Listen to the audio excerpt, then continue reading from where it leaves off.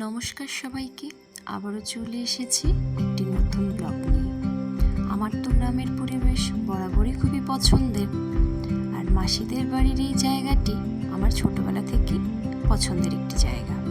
বাড়ির পাশে ধান ক্ষেত, দেখো ধানগুলো অনেকটাই পেকে গেছে, আর কিছুদিন পরে ধানগুলো কাটার সময় চলে আসবে।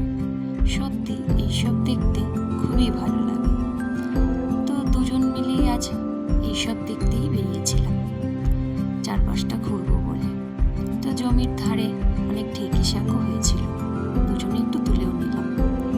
আর জানো তো, মাসিদের বাড়িতে এমন কোনো গাছ বাদ নেই যে নেই, প্রায় সব রকমের ফল ফুলের গাছ আছে। তো সাথে নিজেদের পুকুরের মাছও আছে। আজ মেশো ধরেছিল কাঁকড়া মাছ, কি দারুণ তাই না?